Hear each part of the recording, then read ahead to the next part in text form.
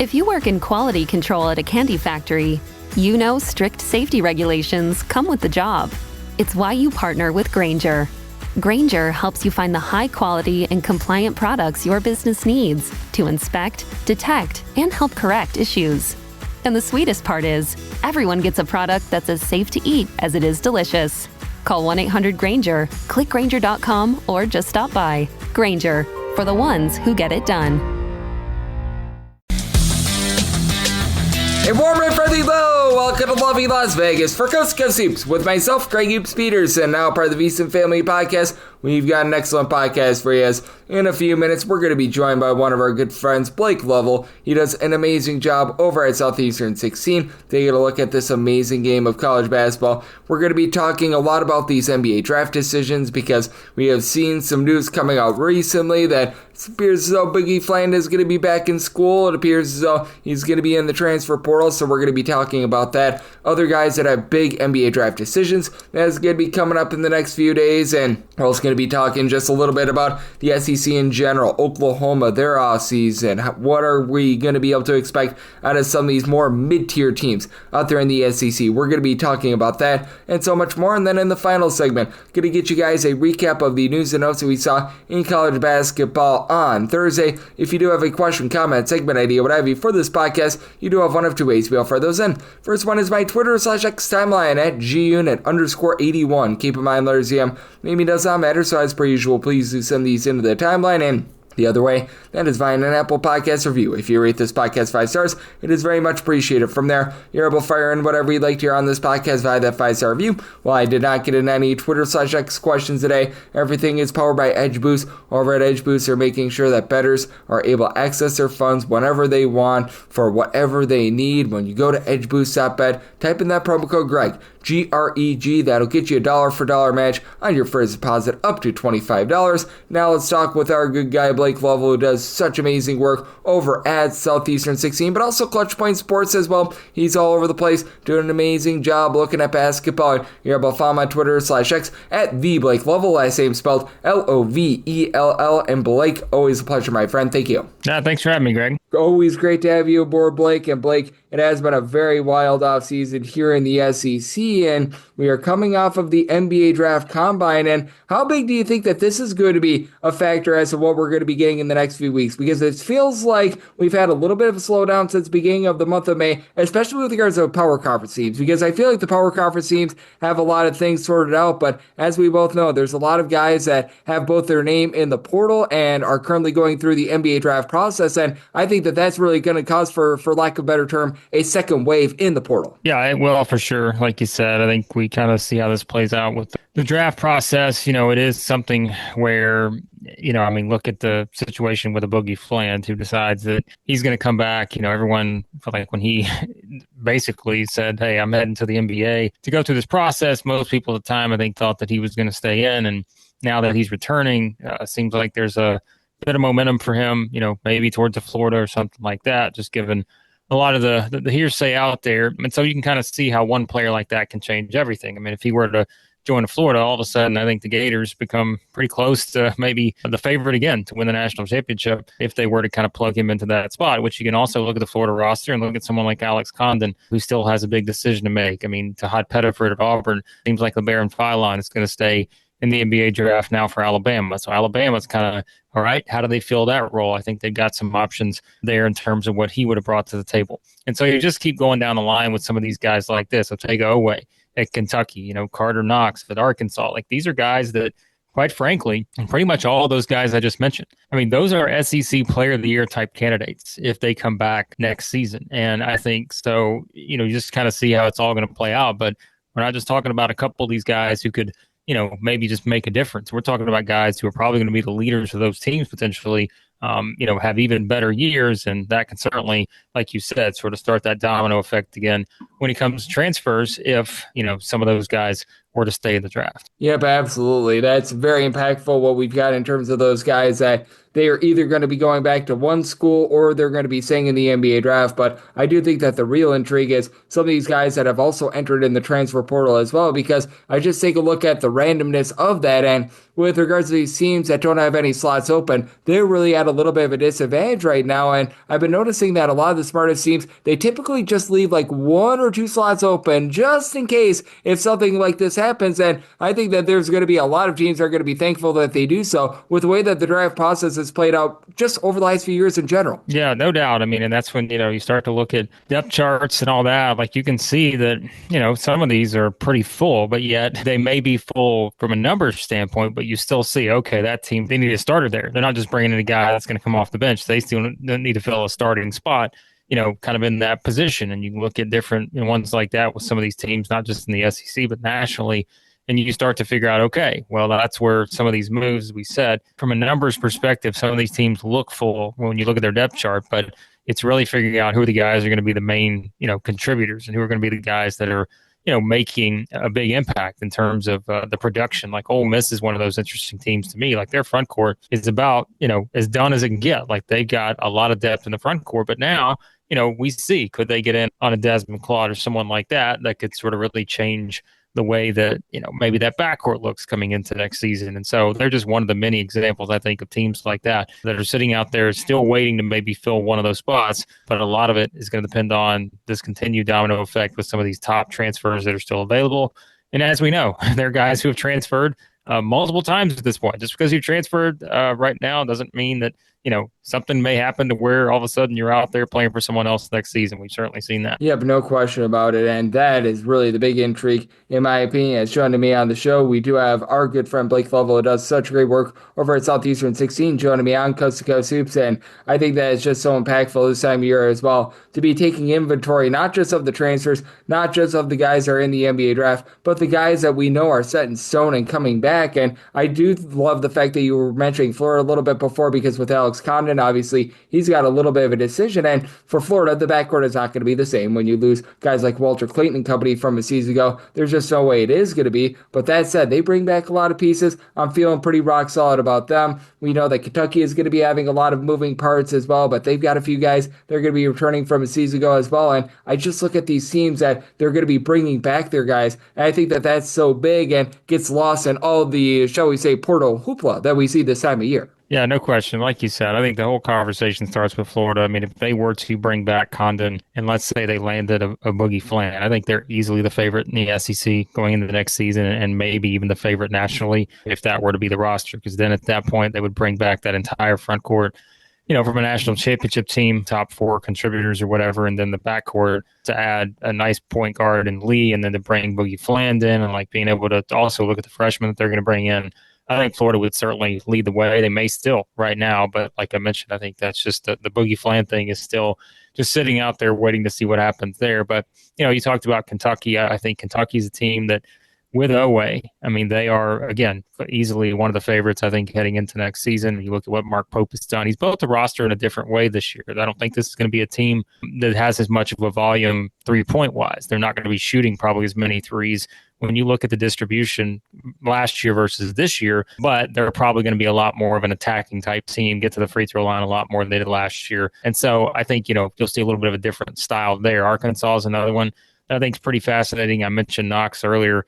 To me, he is kind of that potential breakout SEC player of the year type guy. If you look at the way he finished last season, if he comes back, I think you've got to believe pairing him with the returners that they have, and then obviously the top freshmen that they're going to bring in, I think they're going to be right there. And then, it gets interesting with some of those teams, like an Auburn, like Alabama, Tennessee. I mean, think about what those teams had to replace in terms of like those sort of legacy guys that were on those teams, whether it was, someone like Ziegler at Tennessee, Auburn, obviously Broome and others. And then, of course, you look at Alabama and Mark Sears. So I think it's going to be interesting just to see, how you fill those spots. But to me, those are the teams that really stand out so far in the SEC. And meanwhile, you've got some others like a Texas, like a Vanderbilt, I think, that are pretty intriguing in terms of the roster that they built to this point. And what else I think is very intriguing is what we're going to get out of Oklahoma this year as well, because with Oklahoma, no doubt about it, this is a team that's going to be lacking size down low unless if they pick up someone in the transfer portal. But the fact that they're bringing in Nigel Pack, the fact that they're bringing in Xavier Brown from St. Joe's, they're going to be losing Jeremiah Fears because he's most likely going to be a lottery pick in the NBA draft. But I thought that they had a really good offseason. And if Nigel Pack is fully healthy, that's a guy that's already led a team to a Final Four. Yeah, I like Oklahoma's roster too. I think, this time last year, I looked at Oklahoma and said, I don't know what to make of this team. Probably having conversations about where do I put them in the bottom. And after the season, I think we still don't know what to make out of Oklahoma because they went undefeated in non-conference play and then went down the toilet bowl. That's a great point. Like it was like last season, I remember we were talking about that. I'm like, I'm putting them in the bottom three. I don't know where I put them. And then they start 13-0. We're like, well, man, that is not what I expected. And then from there, as you mentioned, things just kind of got a little inconsistent. And so, yeah, they're another one that I think at least I feel like the upside feels a little bit higher, maybe. And I say that, like you mentioned, without a player that's probably going to go in top 5 or 8 in the draft in Fears. But still, I think the overall picture of this roster looks a little clearer with the guys that they bring in, brought in, like you said, Pack joining the mix. Darian Reed. This guy, think about the expectations we had for him last year at Alabama. And of course, injuries kind of kept him out a little bit, but I think by bringing him into the mix, like that's kind of a fascinating thing. And so, yeah, I think the Sooners are probably going to be in that group of teams as we go into the season. I don't think we're going to be talking about them in the bottom 3 or anything like that. I think they're more likely going to be in that group where we're saying, okay, it's kind of that boom or bust type scenario. I could absolutely see this team sort of crashing the party and being one of the surprise teams maybe again. Or, if a couple of these things don't work out in terms of maybe what we expect the chemistry and the rotation to be, then maybe they do slide a little bit further back.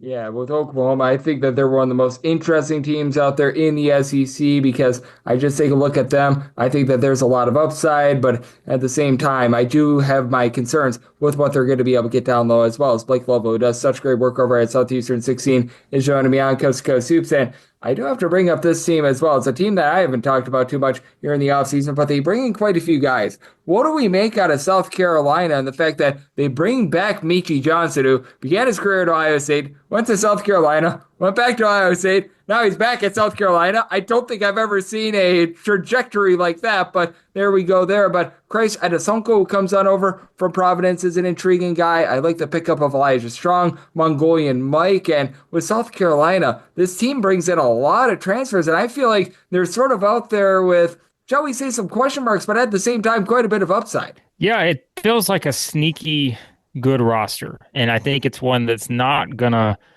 catch a lot of the headlines. Really, the guy that they've lost in the transfer portal in Eaglestaff, I feel like is the one who got the most headlines because we all remember what he did to Alabama and just the absolute scoring potential that he can display. But I think that has been really the most notable thing for most people when you talk about South Carolina this offseason. But like you said, I think bringing Meechie Johnson back, I feel like is a great fit for both parties. He played a significant role in that team a couple of seasons ago that absolutely exceeded expectations. We know it was competing for an SEC title with a week and a half to go in the regular season. And I think when you look at the rest of the roster, that's where we're going to find out. Like you said, with the guys they're going to bring in, these are some pretty accomplished guys. And I think, I don't know why I'm blanking on the guy from UC San Diego that's coming in. But, you've got, guys like that who we've seen be able to accomplish some pretty good things in terms of like putting up productive numbers and all that. Now, it's obviously different when you get to the SEC, but I think overall, having some of the older guys that were part of that team a couple years ago and Meechie Johnson, Miles Studi coming back as well. And then, think about the conversation we were having last year around Cam Scott. He was one of the top, freshmen out there coming into the season in the SEC. And we thought, okay, this is a guy that you fully expect, top 50 recruit that's going to come in and make a huge impact. It didn't wind up being that way. But sometimes we've seen guys take that freshman to sophomore type jump. And I'm very curious to see, what they do to kind of get the most out of him in his sophomore season. So I do expect South Carolina, we talk about kind of projecting ahead. I would expect them to be projected as one of those bottom 4 teams probably in the SEC going into next season. But I think there are some elements here that, like I said, feel a little bit sneaky in terms of I'm not saying it's exactly like it was a couple of years ago, where I feel like there were just some things that I just completely overlooked that they had that ultimately kind of came out and helped them be successful and be as good as they were. We'll see with that. But I do think there are some of those things that are at least there that make you wonder, okay, could they be a bit better than probably they're going to be projected to be next season? Yep, no question about it. That is going to be a very intriguing roster, to say the least. And when you just take a look nationwide, because we've been looking a lot at the SEC, but is there a team or two that you just identify that you feel like is not getting the love that they deserve, that you're very curious on for the upcoming season? Because there's been a lot of movement, and now things are finally starting to be able to get settled in with regards to these rosters. Is there one or two that really stand out that you're just sitting here thinking, man, why are we not talking about this team a little bit more? Well, I think, and I feel like I go back to this because we had so many conversations last year about just the SEC's dominance, but also comparing it to the ACC and wondering, okay, like what happened here? Like, how did we get here with the ACC? And I think my answer, we talked about some of the teams that are getting a lot of the love already. I mean, Louisville's been a team we talked about a lot. Everybody knows Duke's going to be just fine with the roster they have coming in, which is going to be built on a lot of these newcomers. But when you look at kind of some of the rosters that are being built out there, I think we've mentioned a little bit about Miami, but with Lucas taking that job, C.Y. Young coming over from Missouri, I think when you look at the roster they're building, I mean, obviously Will Wade's getting a lot of attention for the roster he's been able to put together here with NC State. And so those are the kind of teams I think really, to me, Greg, in the ACC, like Virginia, I'm very curious to see when you look at kind of this backcourt that Ryan Odom's put together, and we know kind of the playing style he wants to play. And we know what we've seen for Virginia over the years. And I just think it's going to be kind of interesting to see with teams like this, especially in the ACC, to me. Like, this feels like a year where we knew it was going to be one where you looked at some of these teams that really were going to try to, pony up the cash to try to do the NIL the way it needed to be done, to basically, swing and hit a lot more than they swing and missed last year on maybe some of these top transfers. You've seen some guys, really come into this league. And I think that's where having some of these coaching changes, it's going to be interesting to see if that kind of reinvigorates this whole conference as a whole. So I know your question was about one team, but I think for me, really, the ACC as a whole, especially some of these teams that are bringing in a lot of different guys, like I said, whether it's just the obvious ones like Louisville or Miami, NC State,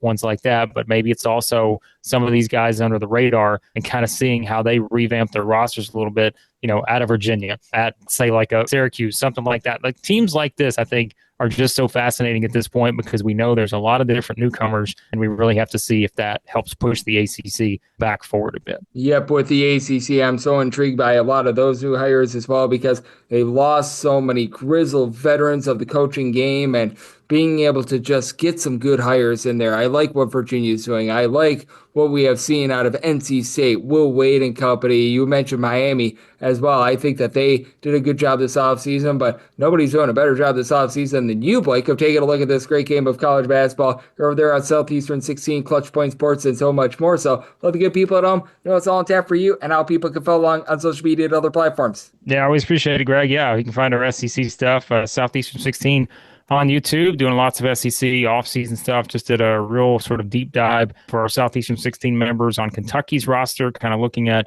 as we said, a much different, probably stylistic standpoint for them this year in terms of maybe how Mark Pope approaches it. So lots of that kind of stuff for college basketball this offseason over there. And then, yeah, everything else, you can follow me on Twitter/X at the Blake Lovell. And Blake doing such an amazing job taking a look at this great game of college basketball. Big thanks to him for joining me on Cuss Hoops, now part of the VSiN Family Podcast. And coming up next, let's take a look at the news and notes that we've seen in college basketball the last 24 hours.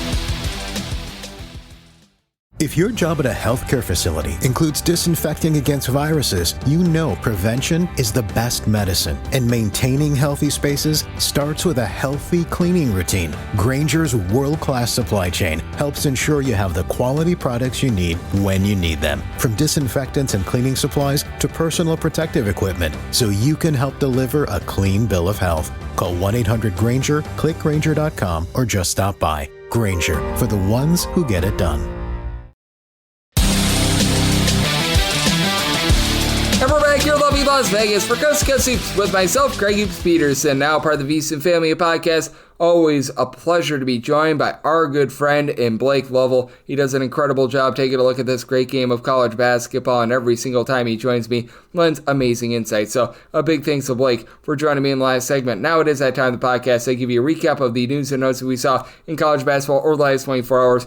Relatively solid pickup here for UW Milwaukee. Seth Hubbard, he has decided that he is going to be going from Toledo to Milwaukee. Last year he was averaging about 8.5 points per contest. Not necessarily a guy that is a primary assister, but that said, I still remember when he was over at Western Michigan 2 seasons ago, he was playing that team with about 12 to 13 points per contest. Milwaukee last year was very much based around their front court with having Jeremiah Stillwell be able to give you 8+ rebounds, and for our good friend and Mr. Seth Hubbard last season was coming off the bench, had shot in his first year of his career at Western Michigan right around about 42% from three-point, shot just 17% from three-pointers last season. I don't think that he's as good as the 42%. As a matter of fact, you look at his career number, about 31% as a three-point shooter, but certainly I do think that you should be able to see a little bit more of a spark there. And for UW Milwaukee, he's out there in a Horizon League that, I mean, man, we have not seen a lot of portal pickups out of any of these teams out there, as you've got Oakland, who's been able to give you a little bit more of something recently. Wright State, they've been able to add a few nice pieces, but Sam Almatu coming over from Vermont, that's one I thought was rock solid along with Brian Endemino, so it's very clear that they're looking to turn over a new leaf with that regard. But for UW Milwaukee, currently still looking for a few answers via the portal. And typical UW Milwaukee, in terms of the schools out there in the Horizon League, they've been one of the better teams at being able to add via the transfer portal, and they've had a lot of these guys just be able to pan out in general. So we'll see if that is going to be the case moving forward, as along with Hubbard, you've got Amar Ulyagard, who is over at Western Illinois, and he was a very good junior college transfer a few seasons ago coming into the program as well. Also coming into this program, you've got Bailey Nunn going on over to Cal State Fullerton, and for Fullerton, it was just a miserable year last year, and they finally found a point guard. 3.5 assists per contest over at Sacramento State this last year. Was not necessarily too much of a lightning rod of a scorer at 6.5 points per contest, but who cares? Because that's what was really killing Cal State Fullerton last year. They didn't have a single guy that was going to give you north of 1.7 assists per contest. They just were so rudderless in that backcourt. None for his career, only shoots about 30% from 3 points, but this is exactly what Cal State Fullerton needed. When you don't have a point guard in college basketball, you frankly have absolutely no hope whatsoever, and that's exactly what they had last season. So this is a good pickup for them. For Cal State Fullerton, they don't necessarily have a big NIL fund or anything like that, so they have not been able to make a whole bunch of pickups here in the offseason, but over the last, I'll call it about 72 or so hours, they've been able to add a few guys, obviously with Nunn now being the biggest of them, but they also were able to bring in Jefferson De La Cruz Manegro, who is averaging right around 10 points per contest over at Valparaiso. So 2 solid pickups there, and now they finally have a man that's able to distribute. So that is going to be able to help them out moving forward. You've got Andres Marrero. He was over at LaSalle this last season. He's transferring on over to Merrimack, and I think that this is going to be a good pickup for them. For LaSalle, I mean, it was a team that just didn't know its bearings last season. I love Fran Dunphy as a coach, but still, I felt like that was one of his lesser jobs. And for Marrero last year, was averaging only about 3.5 points per contest, shot less than 30% from 3. If you look at what he was able to do 2 seasons ago, though, as a primary reserve for LaSalle, he was able to give the team about 8 points per contest. He was shooting more like 39.5% from 3-point range, and Merrimack has been a team that year in and year out has always been relatively rough with regards to their 3-point shooting and their rebounding. If he can come in there, be able to give them a little bit more from the outside, that'll be big. Not necessarily a guy that generates a lot of turnovers, so I'm not sure how he's going to quite be able to translate to the Merrimack system, but in Joe Gallo, I'm going to trust every single time, so I do like this pickup for them. I like this one as well as Chancellor White. He's over at Louisiana last season. Didn't really give you too much. He was only averaging about 3 points per contest. He has decided that he is going to be going to Northern Colorado, but this is a Northern Colorado unit that they just always seem to know what they're doing in the transfer portal. They have a really nice act for being able to find some talent. And for Northern Colorado, they've been starting to get onto the board with some relatively nice portal ads, as Vincent Delano is coming out over from Portland, is going to be entering into the program as well. So I do like what I'm seeing there. For Chancellor White, he was never like a super duper highly touted recruit, but at the same time, he was a guy that came out with a little bit of fanfare, just was in the shall we say, doghouse of this team over the last 2 seasons, as this is someone that for his career has been shooting about 32% from three-point range at 6'6", has the versatility that you're looking for over at Northern Colorado. And I think that he can be able to go in there, be able to land some playing time, and I think that he's going to be able to do a nice job of being able to help this program out. I think that this is going to be helpful as well. As for Florida A&M, Jordan Chapman has decided that he is going to be withdrawing from the transfer portal, and he's going to be heading back to Florida A&M. Florida A&M was able to do a really good job this past season of being your best against the spread team in all of college basketball with Chapman. He was averaging about 9 points per contest. Guy that was able to shoot in the high 30s from three-point range. This is a good pickup for a Florida A&M team that I absolutely love the fact that they were able to bring in this offseason a legend in Charlie Ward, who I think that he's doing a good job of being able to sway these guys over. You're starting to see Florida A&M be able to pick up some steam in the transfer portal as well, so that is very big for them. Niagara, they are going to be losing one of their guys in Jari Williamson, as he has decided that he is going to be heading on over to Kent State. For Williamson last season when he was over at Niagara, he was averaging 8.5 points per contest, shot in the neighborhood about 41% from three-point range. Well-traveled man that began his career over at Valparaiso, so he's heading back to the Midwest. For Kent State, this was one of the more suspect three-point shooting teams in all of college basketball last season, so this is a very necessary pickup for them. Now for Kent State, they always do a rock-solid job with regards to their defense, and they certainly play a different defense than what you were going to find at Niagara, as Niagara was one of the more low-tempo teams in all of college basketball. But I like what Kent State has done this offseason. Rayvon Griffith was stuck on the bench over at Cincinnati at 6'7". He's got some versatility. Rob Whaley, he's not necessarily a versatile guy, but he's going to be able to provide a little bit of size down low for some of the guys like Silron Hornbeak and company that they lose. So I do think that Kent State doing a very nice job of retooling, and I think that this is a really good pickup for them. Christian Bliss, he was last season over at Virginia. He decided that he was just going to redshirt, and he's going on over to Delaware. For Delaware, we saw them with a Virginia Tech transfer this past season actually do a nice job of being able to find their footing a little bit more towards the back half of the season, as you had really good contributions from John Camden, who was averaging 17 points per contest. This is very much a route that Delaware has been looking to take. Find some of these guys that were pretty highly touted coming out of high school. Try to identify, all right, can we be able to get them to fit this system? And I think that he will be able to, as Bliss 6'4", a little bit of a combo guy. He's able to give you a bit of distribution. He's able to give you a bit of three-point shooting. I think that this is a nice pickup for them, and I do like that one. Amar Knox, he last season was over at Alabama State, and he was rock solid. 14.5 points, 2.5 assists, 1.7 steals per contest. Not a guy that really shot it well from three-point range, but still, he's a guy that I really like. He has decided that he's going to be going to Eastern Kentucky, and for Eastern Kentucky, they're now getting on the board with some relatively good pickups via the transfer portal, as Eastern Kentucky, I think, is going to be, once again, a very formidable force out there in the Atlantic Sun, albeit they're going to need to probably get a little bit more down low, but you've got Juan Cranford Jr., who's also coming in from St. Francis, Pennsylvania, and I mean, ultimate irony there. St. Francis makes the NCAA tournament last year. They play against Alabama State. Now, Amar Knox, who was on Alabama State, is going to be playing with Juan Cranford Jr., so I think that that's going to be a lot of fun, and this team is going to do a solid job in the backcourt as Eastern Kentucky, always good at being able to generate turnovers. They're bringing in quite a few guys that do a nice job of being able to generate those turnovers, so do love that, and you do have to love this as well. Cincinnati is going to be picking up Bob Miller. Cincinnati, always very strong down low with Miller last season, 11.5 points, 7 boards, was able to shoot in the mid-30s from three-point range as well, so he's going to be able to provide that versatility for a Cincinnati team that was very good on defense. On offense, they were leaving quite a bit of something to be desired last season, but for Cincinnati, they did lose quite a bit in the offseason, so they really went out there and tried to retool. Bringing in Jalen Haynes should be able to help them out, and if Kirk Kriisa can be healthy, that's going to be big, and you've also got Mustafa Team, who he was a nice shot blocker over at UCF as well, so do like that pickup for them. Ala Udamidu, he was over at Missouri State this last season, really didn't get out there on the floor. 2 seasons ago at Morgan State as a 6'10" big man, was averaging a block, right around about 6.5 boards, 7.5 points per game. He has decided that he is going to be going to Jacksonville. Jacksonville always is typically built on some strong rebounding. They lose quite a few of their low post pieces from a season ago. They need to add someone. Adamidu, I think, is going to be a relatively good add, and for Jacksonville, I think that they're going to be an interesting team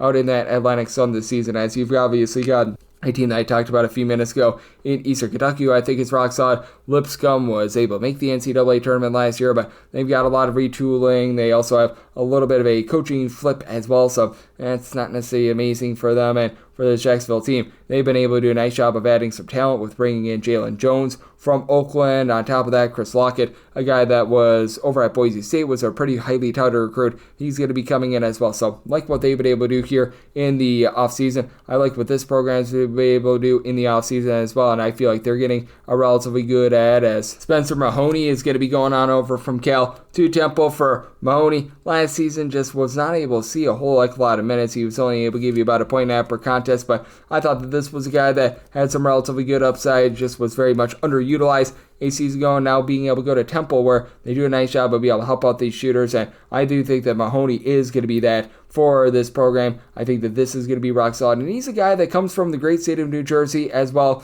When he was coming out of high school, he was a top 225 recruit, guy that at 6'8", 6'9", is going to be able to give you some versatility for Temple. They do need a little bit of rebounding as well. That was a place where they were very much lacking this last season. I think that he's going to be able to check multiple boxes for Mahoney. Do like this for him, and I do like this for the program in general. And something else that you do have to be taking note of is that you've got with IU Indy a little bit of a coaching change. So we have seen guys like Alec Millender and company enter into the transfer portal, and I think that this is going to be a very, very curious ordeal for them, to say the least, as Paul Carasso was relieved of his duties about 48 or so hours ago, and why is a little bit suspect as of right now. There was some bullying culture apparently, and I think that the quote was fostering a strong culture and everything like that. But I mean, man, very interesting to say the least, because this guy had a lot of success over at the University of Indianapolis, and this was the first time that IU Indy was able to get to 10-plus wins since the 2018-19 season. So that's interesting to say the least. I have not seen where they had announced a interim coach quite yet for IU Indianapolis, but that said, they're going to be trying to be able to fill that spot. So that was one that I thought was very fascinating to say the least. And the fact that IU Indianapolis decided that they were going to can Paul Carasso, that's not necessarily great for them. There had to be some very, very big allegations, because if not, this is really going to be putting them behind the 8 ball, and this one is very interesting as well. You've got Dylan Godfrey, who is over at Canisius this past season. He has decided that he's going to be going to UC Riverside. Now, he was a forward on a Canisius team that was allergic to rebounding, so don't know what you're going to be able to expect in terms of him hitting the boards, but at 6'8", he was able to give the team 8.5 points per contest, shot in the neighborhood about 32% from three-point. He is a Cali kid that had come over actually from Newport Beach, California, so he's going to be going a little bit more back to his roots. I think that that is going to be able to help them out, and I do think that for UC Riverside, a bunch that they lose their coach in Mike Magpeo in the offseason and really haven't been able to get on the board too much in the transfer portal. This is something that they very much needed, so I do like this pickup for them, and what I love is taking a look at all things college basketball that we're getting right now. We've got about 6 months until the college basketball season starts, but when you've got north of 2,500 guys in the transfer portal, have to be taking a look at this stuff all throughout the year. And if you do like hearing from this fine podcast, Coast to Coast Hoops, you're able to subscribe wherever you get your podcasts, Apple Podcasts, Google Play, Spotify, Stitcher, and TuneIn. If you have a question, comment, segment idea, what have you for this podcast, do have one of two ways we offer those in. First one is my Twitter/X timeline at gunit_81. Keep in mind, LRCM, the me does not matter. So, per usual, please do send these into the timeline. And the other way is find an Apple Podcast review. If you rate this podcast 5 stars, it is very much appreciated. From there, you're able to fire in whatever you'd like to hear on this podcast via that 5-star review. Big thanks once again, Blake Lovell of Southeastern 16, for joining me in the last segment. And I'm coming at you guys every single day throughout the offseason and the regular season in college basketball. This podcast is on stop. We're up to 2,000 plus straight days without even missed podcast. So I will be with you guys once again tomorrow. Thank you. If you work in quality control at a candy factory, you know strict safety regulations come with the job. It's why you partner with Grainger. Grainger helps you find the high quality and compliant products your business needs to inspect, detect, and help correct issues. And the sweetest part is, everyone gets a product that's as safe to eat as it is delicious. Call 1-800-GRAINGER, click Grainger.com, or just stop by. Grainger, for the ones who get it done.